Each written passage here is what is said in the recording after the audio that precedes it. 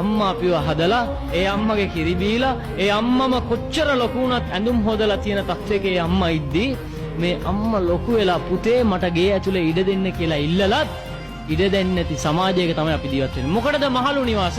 මොකටද මහලු මඩම්? ඒ මිනිස්සු හම්බ කරනවා. ඒ මිනිස්සු උපයනවා.